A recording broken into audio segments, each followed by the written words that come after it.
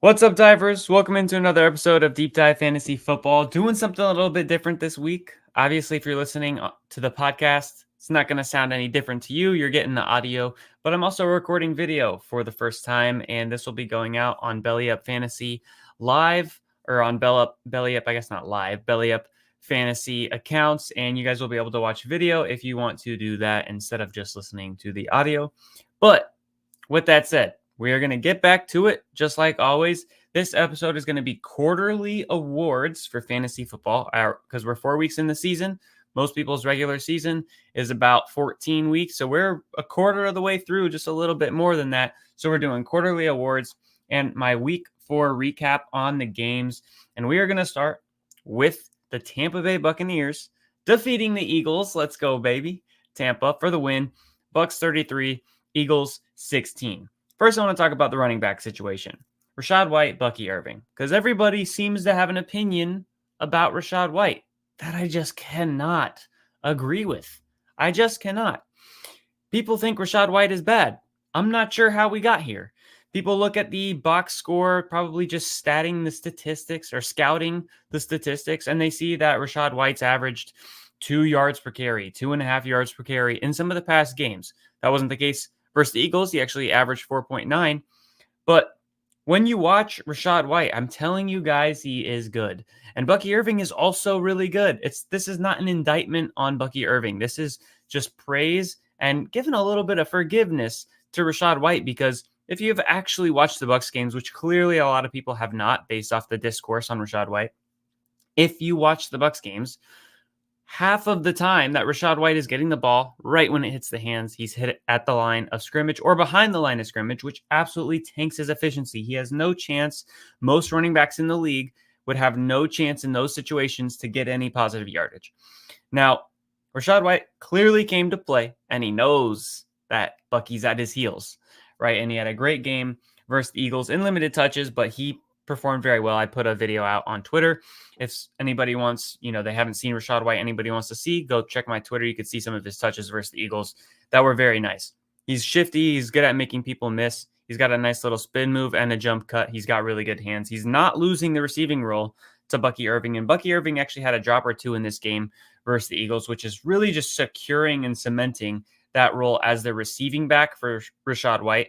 So when you're looking at Rachaad and Bucky, really you kind of want to, because they're splitting, stay away from them if possible, unless the Bucs are favored by a lot. The Bucs are expected to be running the clock, controlling the game, and winning, which hopefully at 3-1, my Bucs are going to be doing often. We do have a pretty decent offense overall. Now, Rachaad White, we talked about him. Bucky Irving talked about him. Mike Evans, he had the bounce back that I was expecting. He went 14 targets, 8 receptions, 94 receiving yards, and a touchdown. That is amazing for Mike Evans. We called him as somebody to bounce back, somebody to buy low on, a trade target before this week's game, knowing that he was going to bounce back, and that's exactly what he did. The Bucs made him a focus of the offense. Baker Mayfield had 2 passing touchdowns and a rushing touchdown before halftime, and he almost had another passing touchdown, except the Bucs, like wide receiver 5, dropped a wide open slant. Nobody within 8 yards of him in the red zone just dropped it. It was in his hands and he just dropped it. And that was pretty rough. I was excited for Baker. He ended up not really doing any more touchdowns or anything crazy in the second half, but he had a really good game, and he's actually QB3 so far on the season. And then really the only note, because we were missing so many Eagles, the only note on the Eagles for me is Saquon Barkley is a beast. I think if we redrafted, at least for me, knowing what we know now, if we redrafted, Saquon Barkley would be my 101. He is currently RB2, but he would be my 101. Let's talk about the Seahawks-Lions game. Seahawks lost 29 to the Lions 42. This was a very recent game. Jahmyr Gibbs, David Montgomery, such a beautiful combination, those two. 160 yards, 3 touchdowns between the two of them. This time, Gibbs got 2 touchdowns. Sam Laporta, he's now officially cooked as a pick. Officially, because Jameson Williams has ended him. You have listened, if you listen to Deep Dive or Belly Up over the offseason, either of us, right? Because obviously I go on Belly Up as well, and sometimes even bring Billy on Deep Dive. We have been talking about Sam Laporta and why he was not going to live up to his ADP. Now, don't worry, I'll talk about my misses too. All right, I'm not afraid to talk about my misses. I'm always transparent. But Sam Laporta was one of the big hits that we were telling everyone to stay away from. His ADP was way too high. Billy loved Jameson Williams. Thought Jameson Williams was going to be a big part in that, and that Sam Laporta couldn't keep his touchdowns. And I was coming to the touchdown point, to the efficiency, and that he would just not get the volume needed. And even his last year tight end one season was not what we typically see out of a tight end one. So Sam Laporta, he has not scored 10 PPR points in a single game this season. Not looking very, very good. Kenneth Walker, he came back, thought maybe after Zach Charbonnet was super, super good in his stead that the roles might change. Walker wouldn't be the workhorse. Maybe, Charbonnet will eat into it a little bit more. Why overload the guy who has injury concerns, injury history, when your backup is very, very good? Well, Seahawks don't care. They threw Kenneth Walker out there like the workhorse that he has been in the past. He looked great, looked explosive, definitely healthy, 3 touchdowns, great game for him. In terms of the targets for Seattle, this game, it's a microcosm of the season, obviously, but this is kind of what I expected the season to look like when I was projecting the Seattle Seahawks offense in terms of target shares. Now, they're not going to be passing as much as they did in this game. They passed over 50 times, I think 56 passes in this game versus the Lions because of how many points the Lions put up. But in terms of target shares, this is kind of what I was expecting. JSN and DK were tied for the most targets in this game with 21.5%, with Tyler Lockett not too far behind at 16%. That's actually pretty much the target shares I projected for these guys. I think I had Lockett at like 18, but I had JSN and DK at 22. So it's very similar to what I would expect. And JSN, he's going to be somebody that's not as consistent just because there are 2 other good wide receiver options, and they like to throw to their running back in Sharps and Walker, who both combined for about 10 targets in this game. But JSN is really good, and I think that he's somebody that's still going to be a massive hit at ADP where we got him. Titans, Dolphins, Titans 31, Dolphins. So I'm going to start moving this along a little bit. Don't want to get too long on this podcast because we're going to be talking about some quarterly awards here. It's not just a week 4 recap. So Titans 31, Dolphins 12. Jalen Wright very quietly had 1 less carry than Devon Achane, but do not worry, my Devon Achane owners, okay? Do not worry. He has not been successful because of the amount of carries. He's been successful because of his efficiency and usage in the receiving game, which that he should be able to continue. However, he has disappointed 2 weeks in a row. So, does Devon Achane need Tua Tagovailoa just like the wide receivers? Guess we'll find out. All of the wide receivers for the Titans sucked. However, DeAndre Hopkins still got more targets and more points than Calvin Ridley. I will now bow. Bills, Ravens. Bills 10, Ravens 35. This is actually kind of what I expected this game to look like. Not to this degree, but I thought the Ravens were going to run away with it. It was a must-win game for them. They could not drop to 1-3. They have the talent. They have the ability to crush the Bills, and they run a defense that's going to be very hard for Josh Allen to get over. Their zone is very good. Their players are very good. Their execution is very good. And Josh Allen versus zone coverage, especially when it's a legitimately good defense, not just some trash defense with bad players playing zone, but like a legit good defense, he struggles. And so we saw that. Like when he picked apart the Jaguars last week, that was heavily man coverage. So Bills 10, Ravens 35. Mark Andrews is done for. I will take the L on that one. I talked about how right I was about Sam Laporta. Now I got to own it, be talking about how wrong I was on Mark Andrews.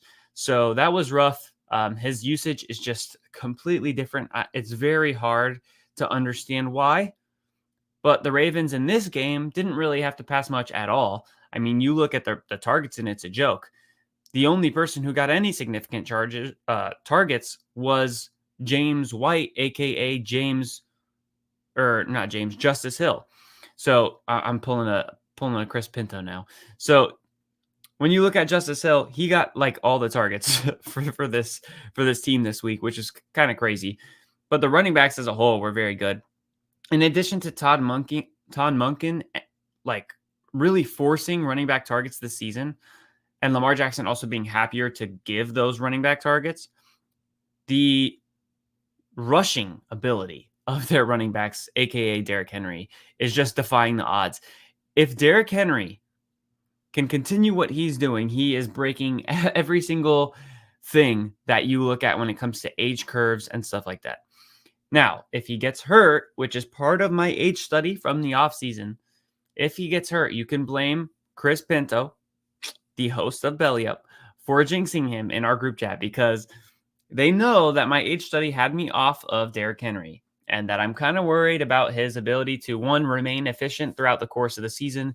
And also, obviously, he hit like a 90-yard, 87-yard run for a touchdown in this game. So that's going to keep his efficiency really high for the game. But over the long course of the season, a little bit worried about him maintaining the efficiency. I was worried about the offensive line being much worse in Baltimore than it was last year. Clearly, it hasn't been too much of a hindrance yet. He's been getting a touchdown in every week. So we'll see. But another part of that age curve study and that thing that scares me for Derrick Henry is he's at an age that's very susceptible to injury. So just if you want to put blame, if something happens, we're going to blame Chris. We're not going to blame me for the study. All right, let's move on.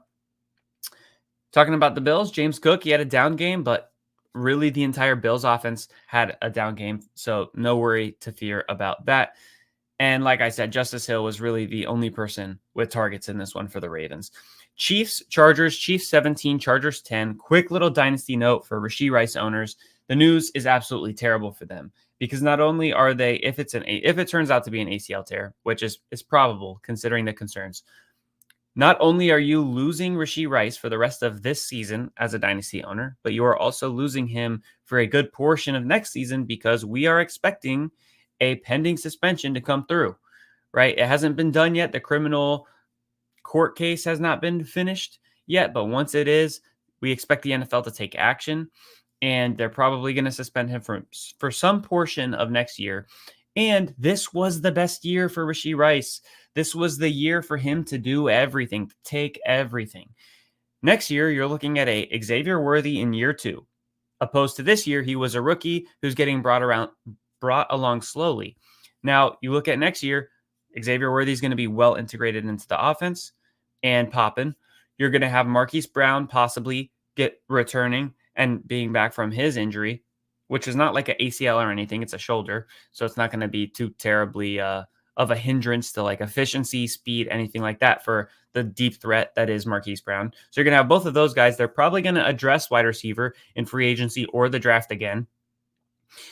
And then you'll have Rashee Rice. And you'll have Isaiah Pacheco back. You were looking at a great situation before this Rashee Rice injury where he was really the only dude with Kelce. Now that he's out, it's great news for Kelce owners for both Dynasty Redraft because you got the rest of this season with Kelce, who just finished this week with a 32% target share. He went 9 targets, 7 receptions, 89 yards. He's good to go now. You can plug him in. He might be tight end 1 the rest of the way. Kareem Hunt took over as the main running back. Kind of surprising right away that he took all those touches. I think it was really aided by the Carson Steele fumble. If Carson Steele doesn't fumble, that's probably not going to happen. But he did, so they're like, all right, let's just go to Kareem Hunt. Now, if I could redo my quarterback projections for this year, obviously can't do it, but if I could, I would have Patrick Mahomes not even as a top 8 quarterback. And that's because when you look at what I was projecting, what I was expecting, and I think a lot of people were on board with that, is I was thinking we were going to have the Tyreek-esque explosive offense in the passing game for the Kansas City Chiefs. And that's obviously not the case because of injuries. You lost Rice. You lost Hollywood Brown for the year. Xavier Worthy is coming along slowly. He's a rookie. He's not going to be able to hold it all up by himself. And then you got Kelce, who's aged like fine wine, I shall say, but he is aged nonetheless. So you lost, 2, and then you also lost Isaiah Pacheco. So this offense is just going to be nowhere near what I would have projected with full health, which is what I did do. So if I could change it all, I would definitely have Mahomes outside the top 8. All that to say, if you are a Mahomes owner, don't think that you have some elite quarterback because you don't for fantasy purposes. Now, on the Chargers side, the only note I really have for them, J.K. Dobbins, he started to take on receiving work, which will make him much more reliable from week to week. but still disappointed. That's 2 weeks in a row. He might be a good possible buy low if people are not looking at him as a top 15 running back, because they should be looking at him like that. As long as he stays healthy, he will be that. Browns 16, Raiders 20. Jerome Ford's receiving work makes him extremely valuable. He has 14% of the targets on the season.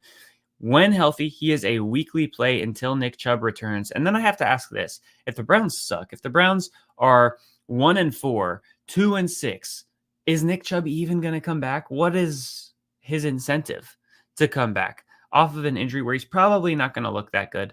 He might just be one of those guys like a Justin Jefferson. If I can play, I'm playing. I don't care. That could be the case. But you got to start thinking about his age, his injury history, what he's trying to do for the future. And if he's on a team that has no chance at doing anything this season, does he really risk coming back? Jerome Ford, until Chubb comes back, if he does, is going to be a solid RB2 play because of just the targets alone, but also they have a good run game. Then you've got the Raiders side, and Davante Adams is now requesting a trade. Well, Davante Adams didn't play this week versus the Browns, and Jakobi Meyers got a 40+% target share. Over 40% of the targets for Davante Adams. That would not continue, but that's very, very attractive. And that's something that we can say, okay, would he get a 25%, 28% weekly? Yeah, probably. And that's a really good number. Also, Trey Tucker needs to be rostered ASAP. He has 15 targets if you combine the last 2 weeks. And he's got fantasy days of 23 fantasy points and 15 fantasy points in the last 2 weeks. So if Davante does go elsewhere, then you're looking at a huge boost for Jakobi Meyers, Trey Tucker becoming playable all of a sudden, and a boost for Brock Bowers. It would really help all those tertiary guys after Davante. Patriots 13, 49ers 30. Jalen Polk, he is gonna pop eventually, guys. He really is. His route participation and his snaps are increasing each week. The time is coming. He is third in the entire NFL. Of 101 qualifying wide receivers, he is third in the separation win rate in the entire league. Third. He's very good. Jacoby Brissett just needs to be able to get it to him, to target him, to throw it downfield deeper. And he hasn't been doing that. That's the only reason that I would be excited and possibly want Drake May to come in is for Jalen Polk. But then you have to consider the offensive line. Jacoby Brissett leads the league in getting pressured by a significant amount. Please do not throw Drake May into this environment for his own sake, for his development. The dynasty owners, I know you guys want to see your boy. I know you want to see him play, but we don't want him to build bad habits, get bad scars, calluses, and, not be good in the long run because of that. So I think the right thing to do for the Patriots is to keep Brissett in for the whole year. I even have a Patriots friend, Patriots fan who's a friend, and he's like, bro, can we please get Brissett off the field? We don't want to watch this garbage anymore. But I'm telling you, that's the right process. They're trying to protect him. They're doing good in that, and I hope they don't throw in the towel. But if they did, if Drake May did come in, Jalen Polk would definitely be better. If Ramondre Stevenson fumbles the ball one more time, that's 2 weeks in a row. If he fumbles one more time, ironically, that might lead to Antonio Gibson stealing the job. Antonio Gibson has looked really good. He has lost his job and wasn't able to hold on to his role in Washington because he had fumble problems. Now he's in New England. He hasn't fumbled. He's secured the ball well. He's performed very well. And Ramondre Stevenson, the guy in front of him, is about to lose the job from fumbling, which would be a nice full circle moment for Antonio Gibson. He's somebody I'm keeping on my radar. I have him on most of my teams. He was one of my favorite last picks in the draft. But if for some reason he's on waivers, definitely go grab him. Jauan Jennings, he got the most targets with everyone back, but I would not expect that to continue for the 49ers. I mean, it's hard not to reward the guy after last week, but it's not going to continue. Commanders 42, Cardinals 14. This game did not at all go how I, or most people, I think, expected, because the Cardinals were just flat. They didn't do anything. I don't understand what happened. Michael Wilson, over the last 2 weeks, he's right around a 29% target share. That is really, really good number. However, you got to remember that Greg Dortch has been banged up during this time a little bit, and Trey McBride was out in this game. So it's still an optimistic note on the second-year player that I've always been higher on for Michael Wilson to be at that high of a target share. However, we're not expecting that to continue. But he's a nice little, dynasty stash, somebody to hang on to. And you never know what can happen. I mean, he might just take a jump and become like a solid number two for the rest of his contract and then get a big contract with a new team. You never know. So he's showing everything that we wanted as a rookie. He was good route running, good hands, good size, and he's continuing to do that. Jaden Daniels, he leads the NFL in completion percentage. He's pretty ridiculous. I hope Cliff Kingsbury can keep up what he is doing. A lot of Daniels' success right now, and this is not a knock at all.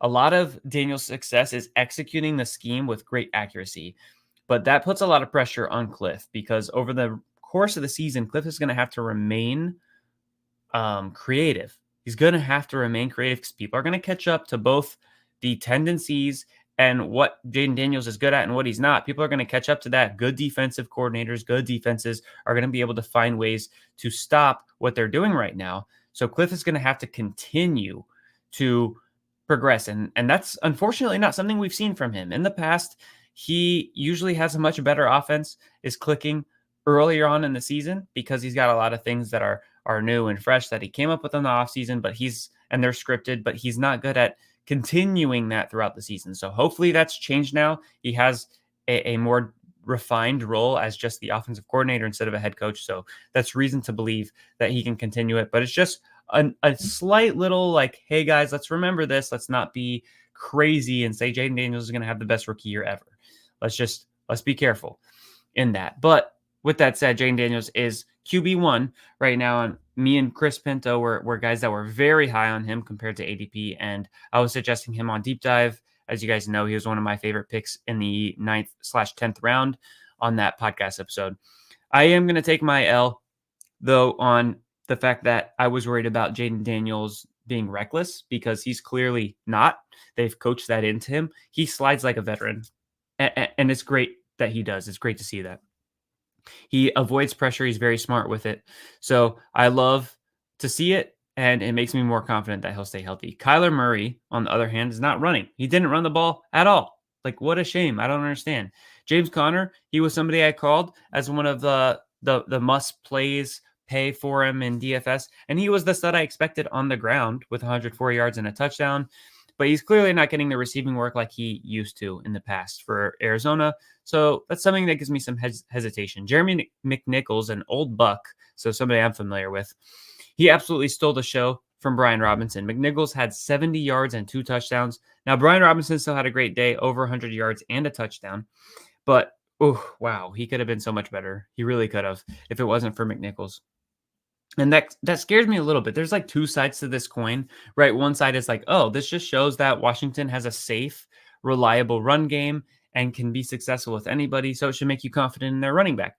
But then the other side of the coin is, hey, if McNichols can be this good and Austin Eckler just got hurt, why would they commit a full workload to Brian Robinson if they've got guys that can be just as effective and kind of split it up so everybody could stay healthy and fresh? You got both sides, so that's a little tricky. And then Terry McLaurin, happy for you, bro. Finally got yourself a passer.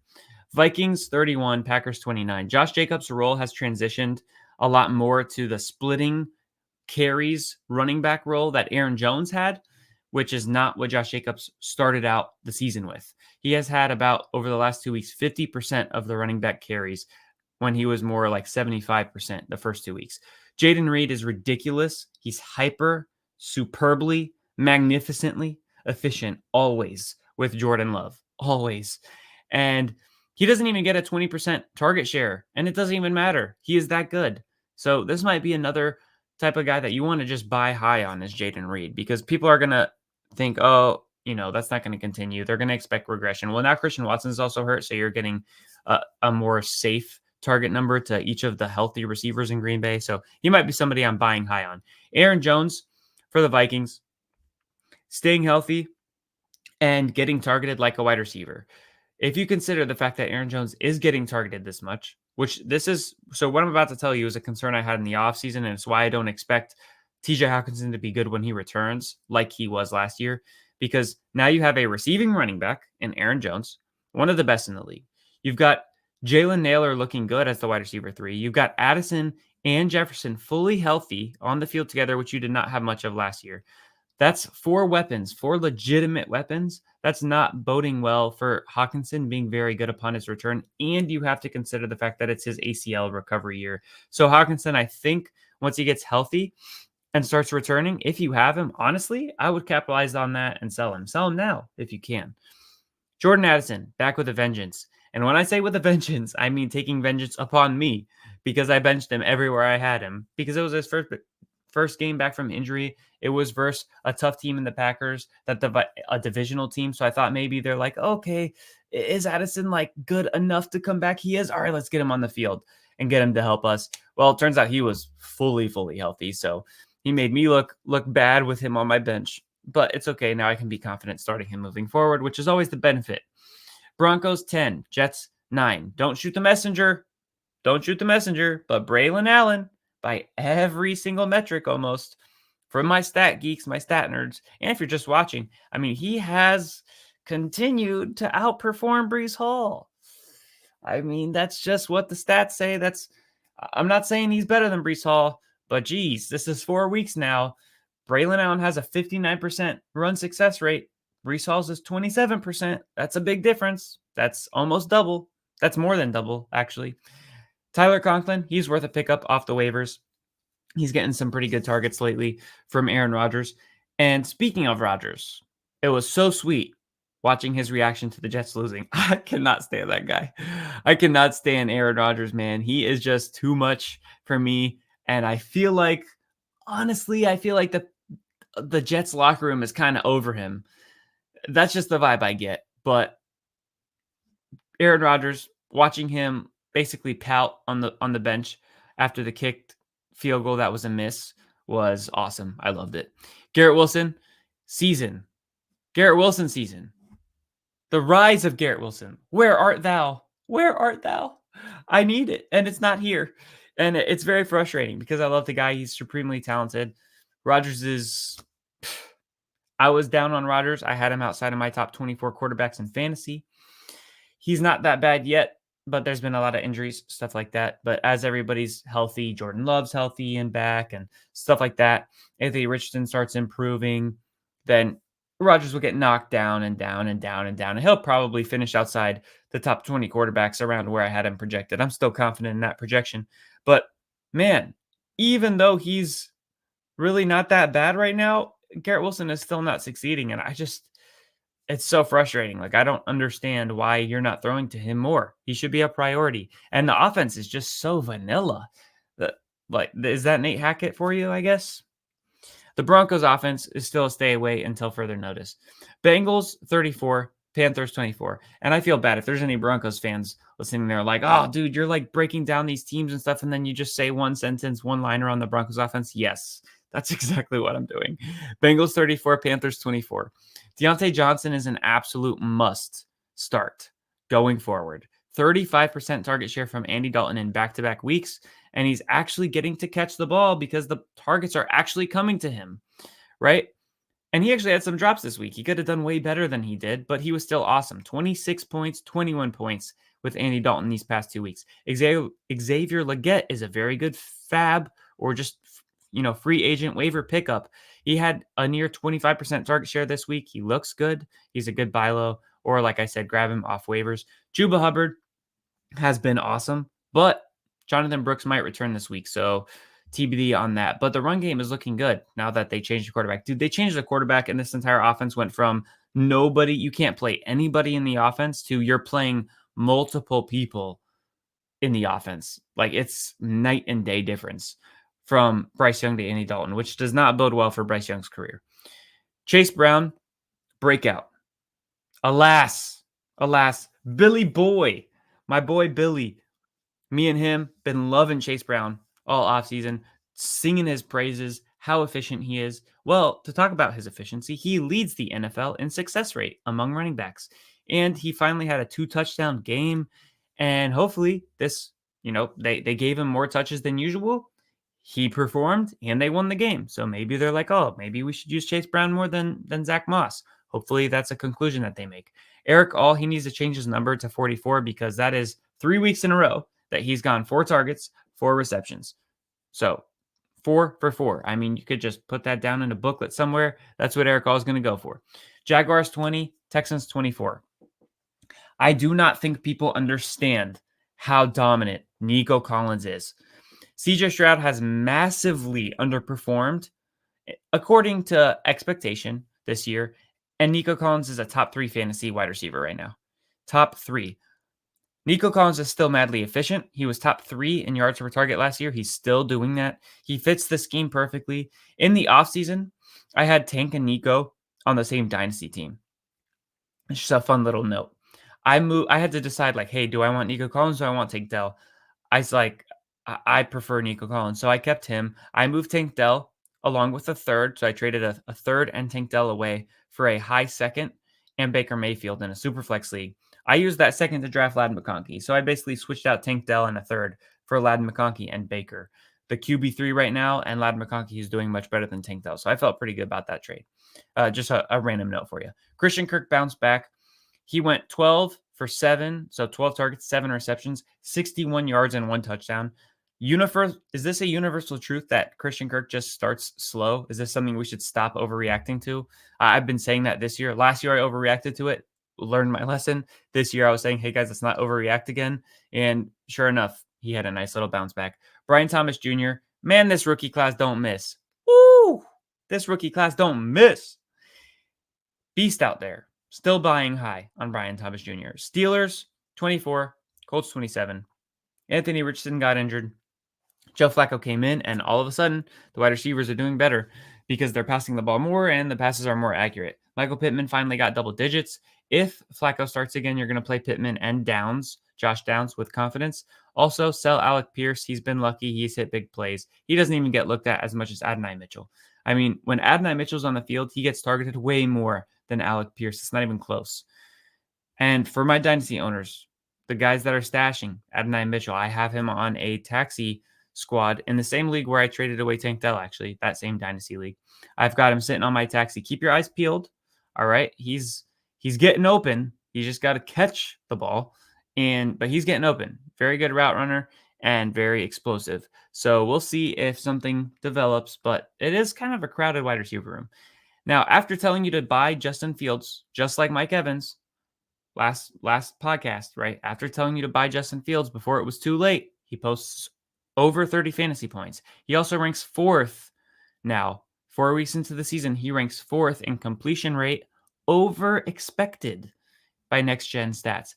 So that's adjusting for the difficulty of the passes. He's still 4th.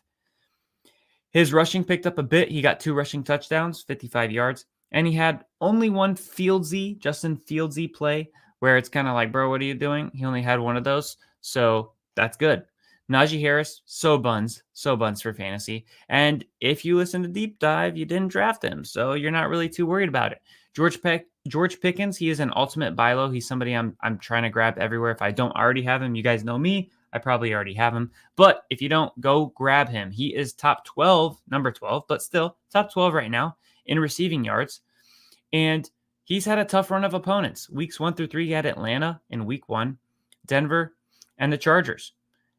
He had Derwin James hovering around him versus the Chargers. He had Patrick Surtain on him versus Denver. And Atlanta, they were in a low-scoring, ugly, what's the word that they use?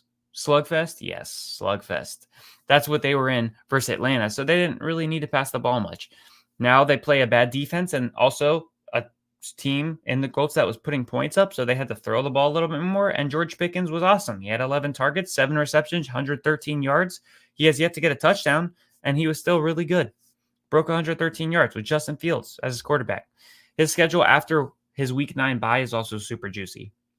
So if you buy low now, it will pay off for that run towards the playoffs and in the playoffs for fantasy purposes.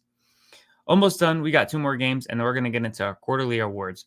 Saints 24, Falcons 26. Drake London in his last 3 games has above a 30% target share just about, so don't overreact to week 1. This is another example of it. Everyone was freaking out. London's not getting enough targets. Well, just give it a second. It's a long season. Kyle Pitts, on the other hand, 0 points this week. 0? Are you serious? Come on, bro. Chris Olave, Rashid Shaheed taking over half of the Saints' targets. And Rashid Shaheed is a decent buy right now, too. Guy you want to trade for because he's getting at minimum a 20% target share every single game. That's a sneaky buy high. He's not just your deep target either because he was getting targets in the middle of the field on more route variations than before. Like he's getting used more versatilely. You know what I mean? He's getting used better. So he's going to be more consistent week to week, and he's really developed into a true good wide receiver too for them. Keep your eyes on Juwan Johnson in this very terrible tight end landscape that we are still dealing with in 2024. Keep your eye on Juwan Johnson because he's getting back and getting more routes run in the offense, and he's had good weeks. Alvin Kamara, if we redrafted right now, would go in the first round, and he was projected as my RB8 in the projections and the draft sheets. All the guys that bought the draft sheets, you saw Alvin Kamara with his name highlighted saying, hey, draft this player. And he was my running back 8. He was the ADP, like running back 16 or 17. He's running back 1 right now in fantasy. So that's a dub.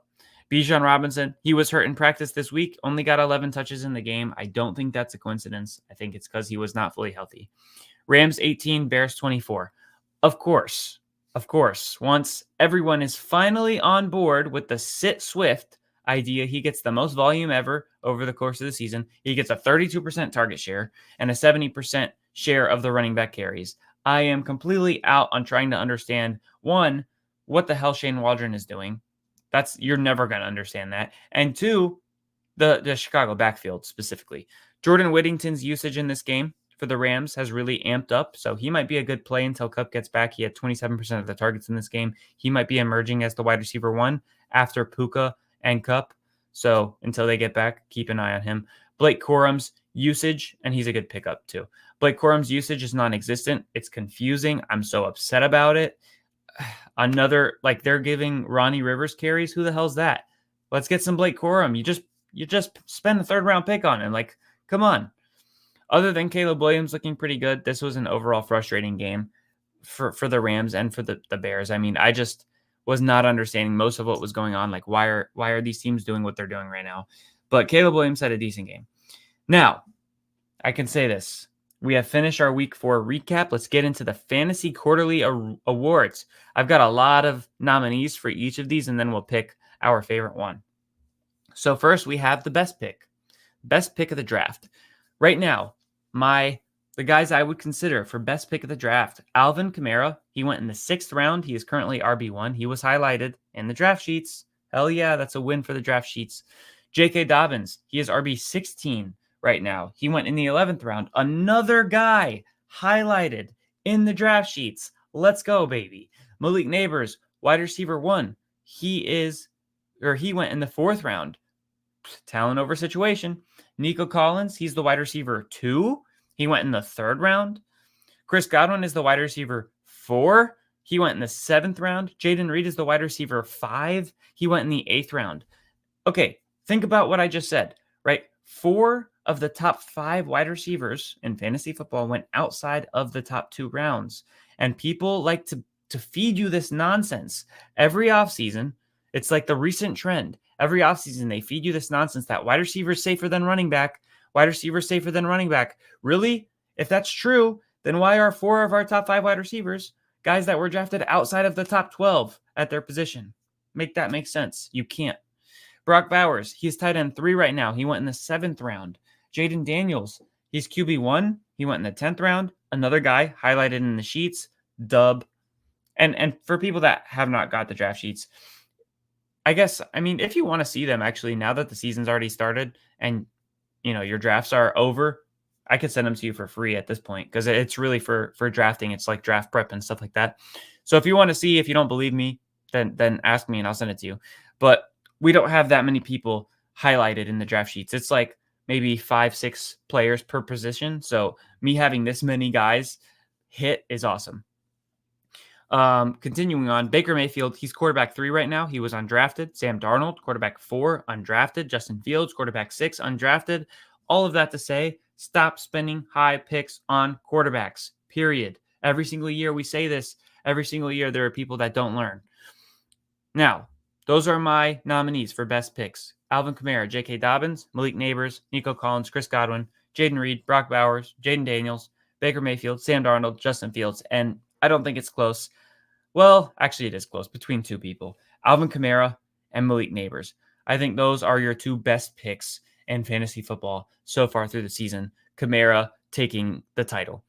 Now let's talk about best waiver ad. Honestly, I can't even think of anybody other than one because I'm picking the best waiver ad not based off of just the past, but also what we're projecting for the future. And that's going to be Jordan Mason. Jordan Mason is running back 5 right now. We're still expecting him to be the starter without Christian McCaffrey for like 4 more weeks-ish, at least. Maybe more than that. Maybe Christian comes back and they do a split 50-50 to keep Christian healthy for the playoffs if they can make the playoffs. Maybe he comes back and they fully commit to him and he gets hurt again.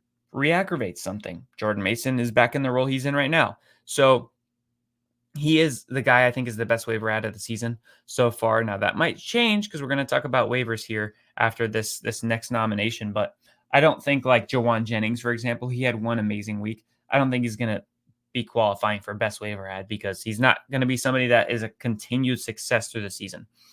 Now let's talk about worst picks. And yes, I will hold myself accountable. Travis Etienne, running back. Oh, crap. Dang it. I didn't write his down. I forgot. I think Travis Etienne's like running back 20-something right now.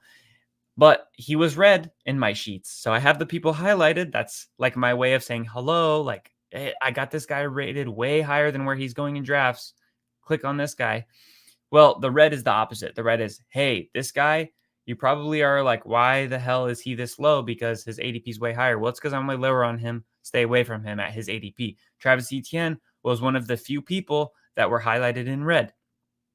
And that turns out to be a good pick, a good stance. So that's a dub again for the sheets. Garrett Wilson, he's wide receiver 41. 41. He has not even gotten injured, and he's wide receiver 41. He went at the back of the first, top of the second. Terrible. Jalen Waddle, wide receiver 47. He went in the 4th round, sometimes in the 3rd. That's terrible. Michael Pittman, wide receiver 49. He went in the 3rd round. Ha! Another guy, red in the draft sheets. Another win. Calvin Ridley, wide receiver 50, went in the 5th round. Another guy that I had red in the draft sheets. I think those are the only 3 wide receivers that I had red in the draft sheets. Or only 2 wide receivers that I had red were Michael Pittman and Calvin Ridley. I might have had one other one. Who was it? I'm trying to remember. I think there's one other one that I had red. He's not doing as bad as these guys, though. Brandon Ayuk, wide receiver 59. He went in the 3rd round. That's terrible. And then this is one where I gotta take the L. This is one that I had highlighted as a good pick, and unfortunately, he is the exact opposite, and that's Mark Andrews. Mark Andrews right now went in the 5th round. He is tight end 39. How are you not even in the top 32? Oh, I'm crying inside. The usage is baffling. It's beyond me. Sam Laporta, tight end 15. He went in the 3rd round. He was somebody that I was staying away from in the sheets too. I had him ranked way lower than consensus, and Billy also did as well. So even if you don't listen to Deep Dive, which, hey, hopefully you listen to Deep Dive now. And the reason I'm saying that, because you guys are like, oh, we're listening to Deep Dive. Yeah, obviously. Well, this is going out on Belly Up's account too. So hopefully I could pull in some more people to the Deep Dive podcast. But if you don't listen to Deep Dive, then you didn't catch it. But Sam Laporta, we were down on. Patrick Mahomes, quarterback 15. He went in the 4th round. He's QB 15 right now. That's terrible. Anthony Richardson, he went in the 5th round.